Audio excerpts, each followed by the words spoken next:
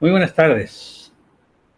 Bueno, vamos a continuar nuestra clase de la vez pasada. Estamos elaborando nuestro proyecto de investigación y vamos a continuar nada más. Esta viene a ser nuestra clase número, creo que número 15 o 14. No sé si estoy enumerando mal acá, ¿verdad? Bueno, no importa eso, ¿verdad? Lo importante es los temas que vamos a desarrollar y que vamos a dar continuidad a nuestro protocolo de investigación, ¿verdad? Hoy vamos a estar viendo acerca de procesamiento de datos, análisis de datos, cronograma de actividades. Esto ya todo elaborado, ya ustedes van a modificar nada más, si fuera necesario, y ya estaría, ¿verdad? Las referencias que ustedes ya conocen, ya no hay necesidad de repetir tanto, y finalmente vamos a ver un poco acerca de las hipótesis, ¿verdad? Bueno, entonces vamos a continuar nuestro trabajo, ¿verdad? En cuanto al procesamiento de datos recolectados, podríamos decir, ¿verdad?, que responde a la pregunta, ¿cómo se procesarán los datos, ya sean los datos recolectados, ¿verdad?, ya sean datos cuantitativos, cualitativos, ¿verdad?, y qué herramienta estadística se utilizará. A esa pregunta entonces responde este procesamiento de datos. Y quiero ir rápido ya de esto, de que ciertamente nosotros vamos a tener los datos dispersos, desordenados, y tenemos que ordenar bien, ¿verdad? Entonces, por eso es que es importante tener en cuenta las herramientas que vamos a utilizar. Y generalmente lo que nosotros vamos a utilizar es el programa Excel, ¿verdad? No estamos formados para utilizar otros tipos de programas que también va apareciendo acá, ¿verdad? Incluso acá le puse también pasos para el procesamiento de datos, ¿verdad? Primero, lógicamente, tenemos que tener la información, ¿verdad?, de la población o muestra objeto de la investigación. Definir las variables o criterios para ordenar los datos obtenidos del trabajo de campo. Definir las herramientas estadísticas y programas que vamos a utilizar, ¿verdad? En este caso, así como les dije, va a ser Excel lo que nosotros vamos a utilizar, ¿verdad? Ahora ya no va a quedar, no ve, ¿verdad? Introducir los datos en la computadora o nos en bandeja. Ahí vos tenés que elegir qué tipo de gráfico es lo que vas a utilizar. Hay veces que no se puede utilizar el gráfico circular, sino otro tipo de gráfico, ¿verdad? Eso dependerá entonces de la investigación que estamos haciendo y la forma en que estamos haciendo las preguntas también. Y finalmente imprimir los resultados, ¿verdad? Ahora, en cuanto a las herramientas, tenemos mucho, ¿verdad? Tenemos uno que se llama análisis de Pareto, otro que tenemos diagrama de causa y efecto, otro es gráfico de control, ¿verdad? Y tenemos también, en este caso, tenemos esta gráfica también se conocen con el nombre de diagramas de control, y son varios, ¿verdad? Y estos son diagramas X, diagrama R, diagrama P. Pero vamos a dejar de lado todas estas cosas. Es bueno conocer por lo menos que existen, pero nosotros vamos a centrarnos en la utilización de Excel, ¿verdad? Del programa Excel. Tenemos también la distribución de frecuencia y representaciones gráficas, ¿verdad? Podemos nosotros usar la frecuencia. En la facultad de filosofía, por lo menos, estamos habituados de presentar gráfico o la tabla de frecuencia, ¿verdad? Uno de los dos. No hay necesidad de presentar los dos en el momento Pero nosotros no vamos a hacer todavía los gráficos ahora en el proyecto de investigación. Más bien estamos mencionando para el momento en que tengamos que proceder a graficar y hacer los comentarios correspondientes.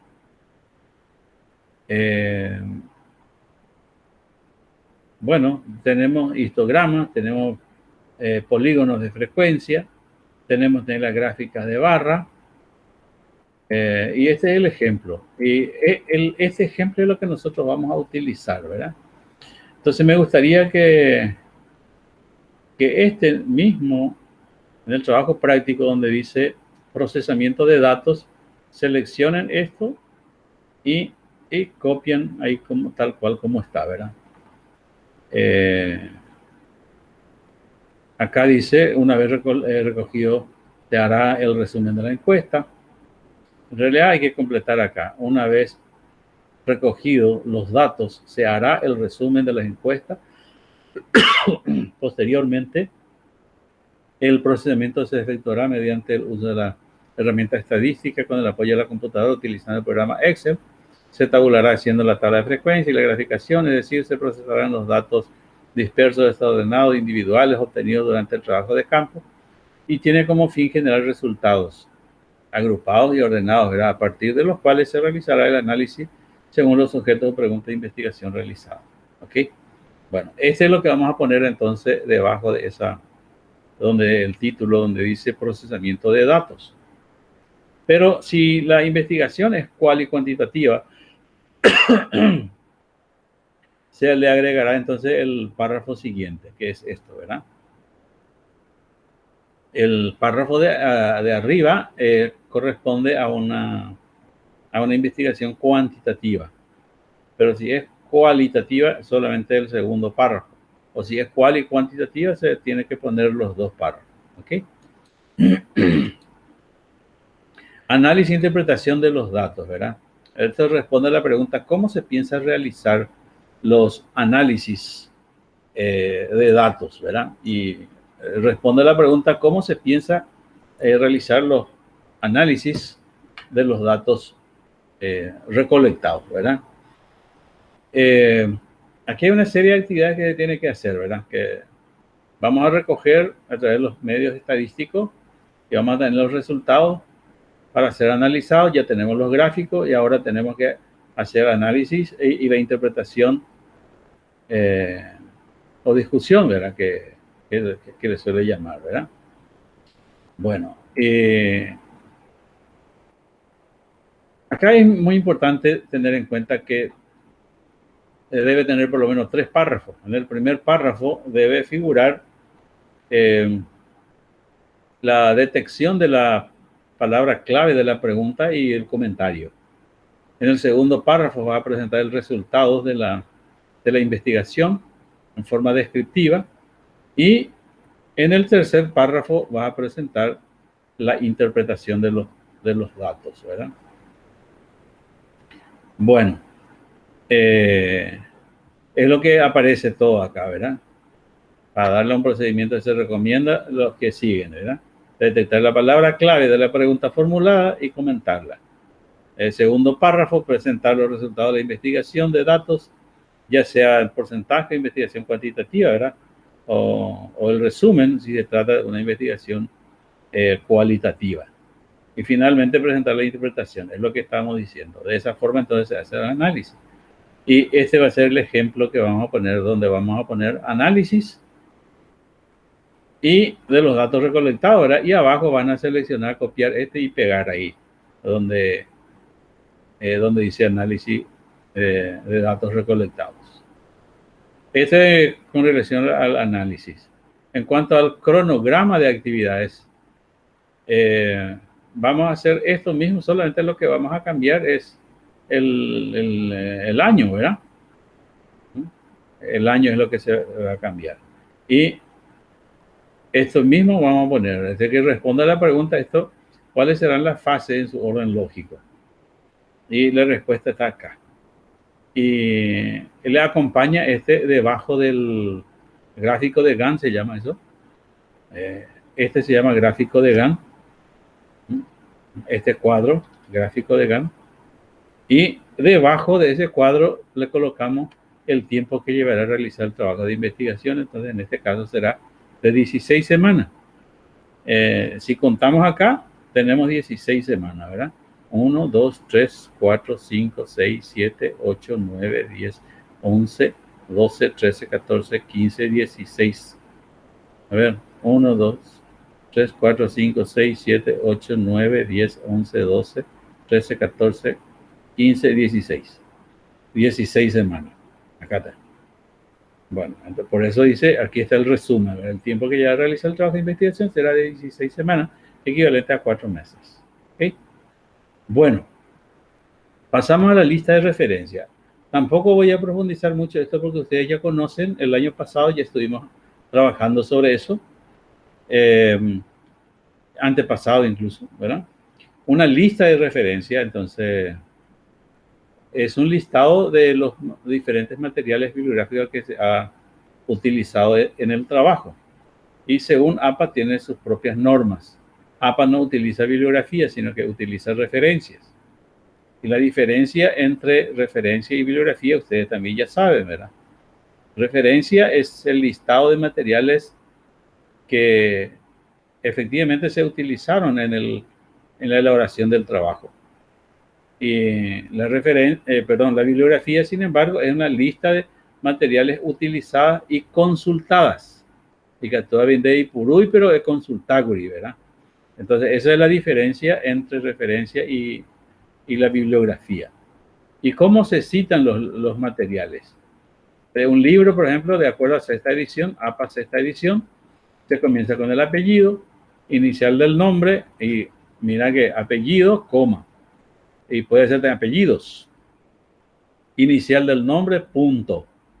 Entre paréntesis, el año de publicación, punto. Título de la obra, 2 puntos. Subtítulo, punto. Número de edición, punto. Acá a las abreviaturas se le pone punto también.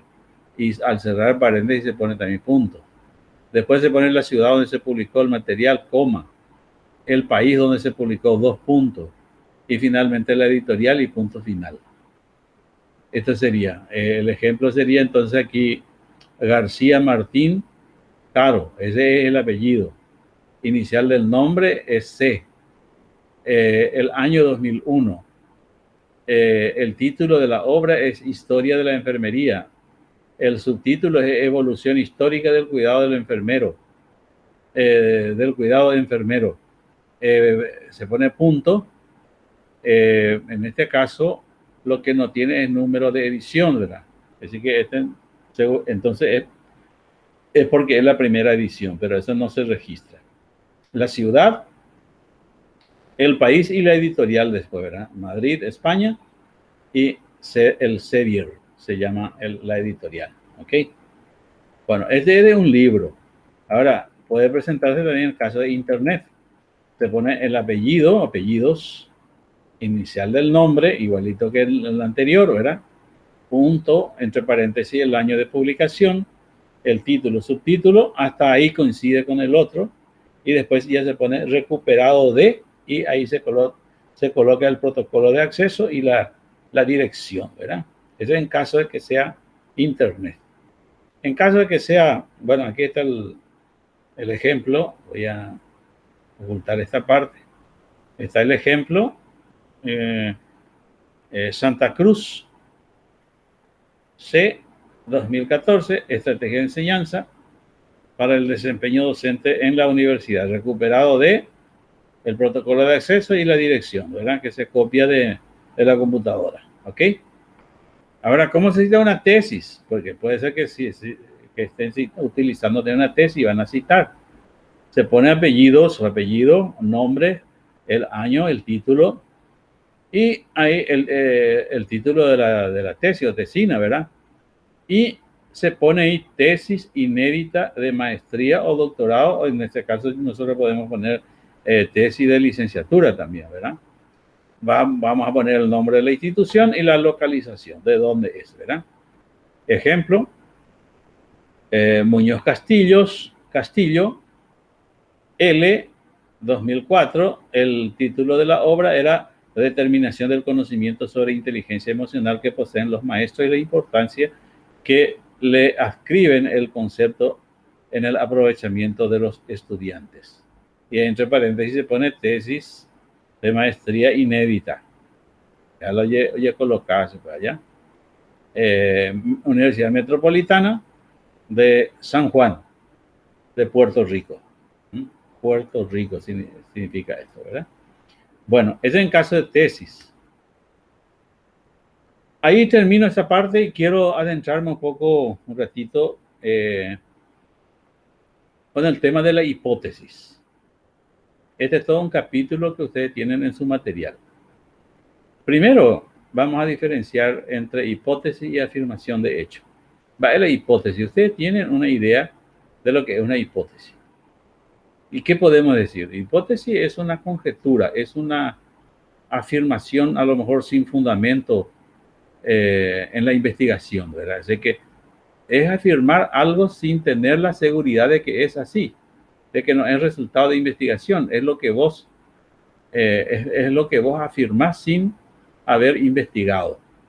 Esa sería una hipótesis. Y afirmación de hecho sería aquella afirmación que después de que se haya realizado la investigación se menciona. Por ejemplo, que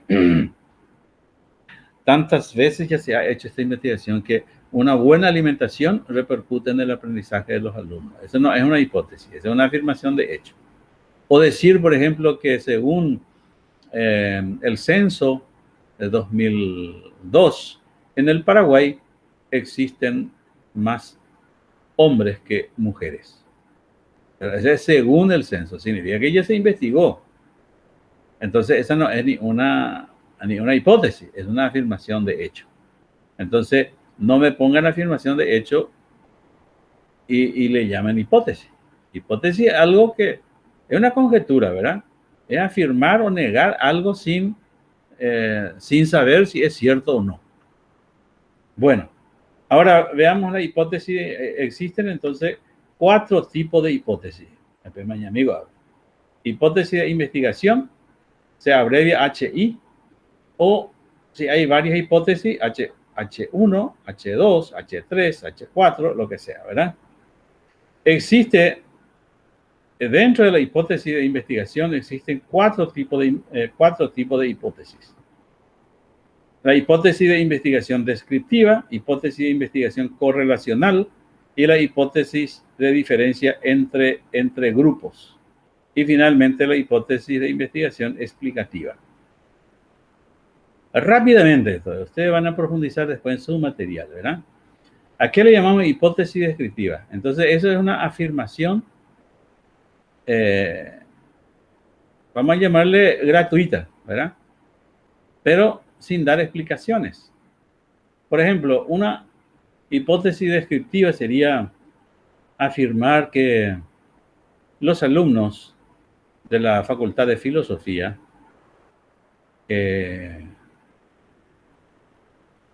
tienen muchos conocimientos acerca de las técnicas de estudio. Pero yo no doy explicaciones por qué ellos tienen dominio sobre las técnicas de estudio. No, solamente estoy afirmando en forma descriptiva. Ahora, puedo hacer también una hipótesis que le llamamos hipótesis correlacional. Para esto se necesita de 2 variables para poder correlacionar, ¿verdad? Entonces tendríamos nosotros tendríamos en este caso, entonces vamos a llamarle 2 resultados, ¿sí? 2 resultados que tenemos que correlacionar uno con otro, o 2 hechos. Por ejemplo, la participación en clase lleva a un aprendizaje. Es decir, que cuanto más participa, entonces más aprendizaje. En ese caso, estamos correlacionando, es decir, que una variable depende de la otra variable. Es decir, cuanto más motivado o cuanto más motivación se tiene, más producción hay en el trabajo. Entonces, todo eso, por ejemplo, estamos ante una investigación correlacional, ¿verdad?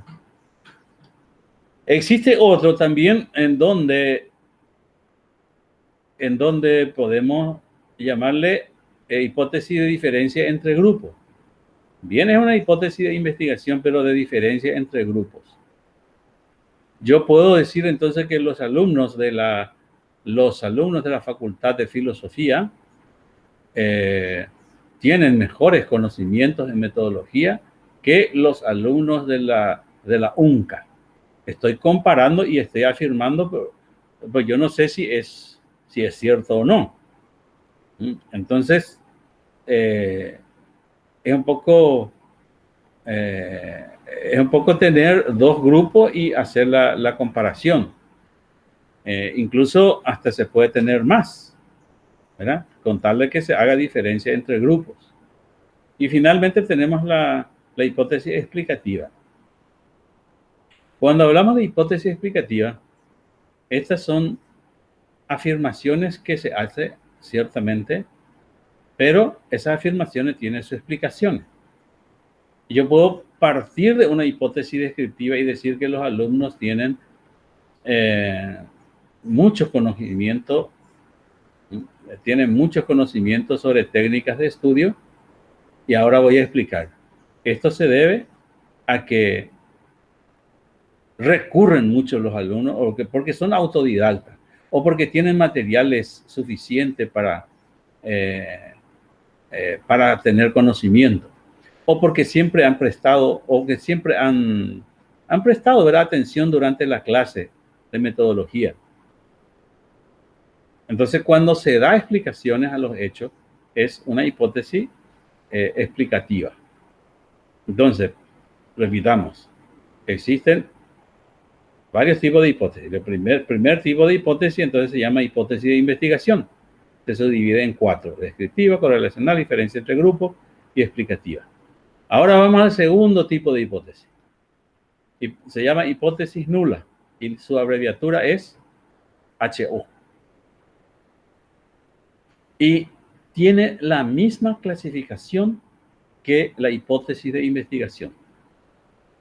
Entonces, la hipótesis nula es nada más que la negación de la hipótesis de investigación.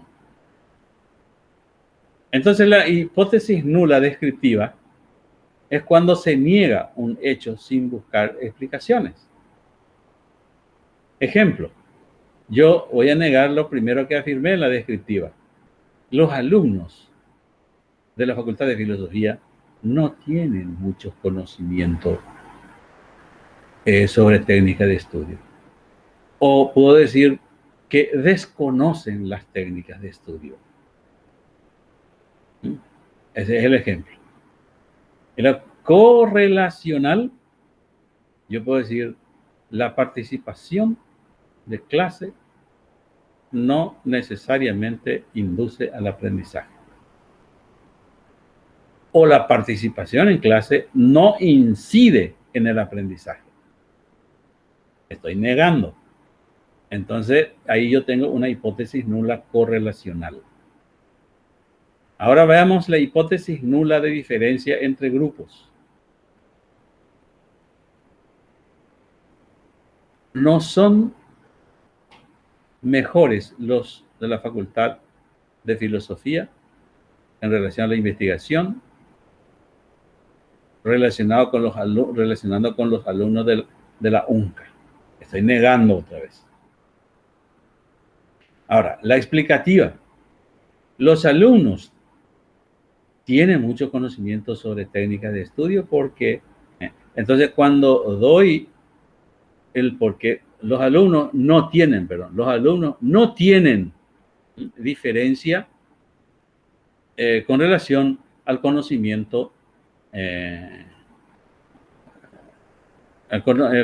sobre técnicas de estudio. Así que cuando yo afirmo pero negando, entonces es una hipótesis nula explicativa. Nula no significa que no sirve. Nula significa simplemente negación. Veamos el siguiente, la tercera hipótesis. Hipótesis se llama hipótesis alternativa. Es decir, son posibilidades alternas, ¿verdad?, ante la hipótesis de investigación y nula, y ofrecen una descripción o explicación distinta a las que proporcionan estos tipos de hipótesis. Si la hipótesis de investigación, por ejemplo, establece esta silla es roja, la nula va a ser esta silla no es roja. Y podrían formularse una o más hipótesis alternativa. La hipótesis alternativa en este caso va a ser HA es la abreviatura, HA entonces es, esta silla es azul, o esta silla es verde, esta silla es amarilla, etc. Entonces, cuando hay alternativas, yo puedo decir, los alumnos tienen mucho conocimiento, o poco conocimiento, o regular en su conocimiento. Estoy ante una hipótesis alternativa. Finalmente, vamos a ver las hipótesis estadísticas. Y bueno, las hipótesis estadísticas son la transformación de las hipótesis de investigación nulas y alternativas en símbolos estadísticos. Digo, por ejemplo, los alumnos, el 30% de los alumnos tienen dominio sobre la materia de metodología. El 40% de los alumnos se aplazarán en metodología en este año. No son hipótesis, pero son hipótesis estadísticas. Ahora hay que probar la hipótesis. Es importante saber también cómo se prueba una hipótesis. Es decir, cómo se prueba una afirmación o negación. Yo puedo decir, mira, Carlos, vos tenés presión alta. ¿Cómo voy a yo probar esa hipótesis? Pues yo estoy afirmando sin tener prueba. Entonces tengo que aplicar un instrumento. O si yo digo, Carlos, vos tenés fiebre, ¿cómo voy a probar mi hipótesis? Aplicando el instrumento.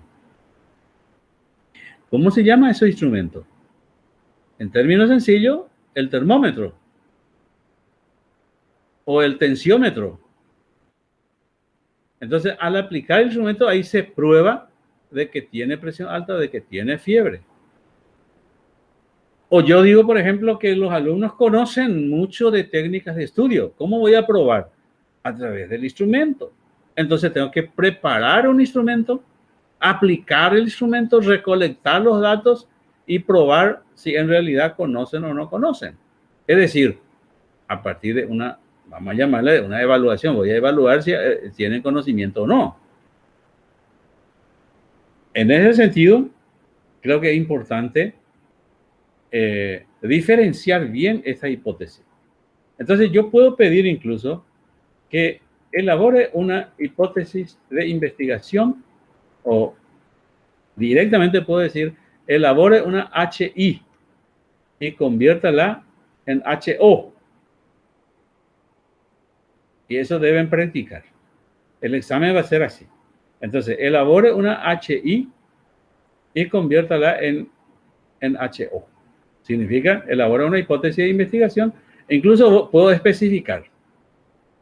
Elabore una HI descriptiva y conviértala en HO descriptiva. O puedo decir, elabore una HI correlacional y convierte en una HO correlacional. Practiquen eso, ¿ok? Pregunto, ¿cuántas hipótesis puede tener una investigación? En definitiva, tenemos que saber entonces en qué consiste una hipótesis. En tu trabajo, por ejemplo, la hipótesis va a ser, para poner las cosas bien sencillas, la hipótesis es nada más que una respuesta tentativa a tu pregunta de investigación. Y bien se puede trabajar con una sola hipótesis, es decir, se puede trabajar con la respuesta a la pregunta general nomás. Pero si vas a tener varias hipótesis, es decir, respondiendo a cada una de las preguntas específicas, entonces vas a tener más. ¿Y cuántas hipótesis entonces puede tener? Puede tener uno o más, de acuerdo a lo que el investigador quiera demostrar. Si querés tener, en este caso, ustedes están planteando para tener 5 hipótesis, pero yo le voy a pedir solamente una hipótesis que responde a la pregunta general. Entonces tiene que estar íntimamente relacionada con la pregunta general o de lo contrario va a estar mal tu hipótesis de investigación. Ese es lo que tiene que quedar definitivamente, que la hipótesis es una respuesta tentativa a la pregunta de investigación. ¿Y cuántas hipótesis puede tener? Puede tener una o más hipótesis, dependiendo de lo que el investigador quiera demostrar. Si quiere hacer a las preguntas específicas, puede hacer también. ¿Ok? Entonces nuestra clase está aquí y éxito en su trabajo práctico y completen ya lo que va faltando. De mi parte, me despido yo y voy a detener la grabación, ¿verdad? Como para que ustedes puedan escuchar después. Un abrazo para todos.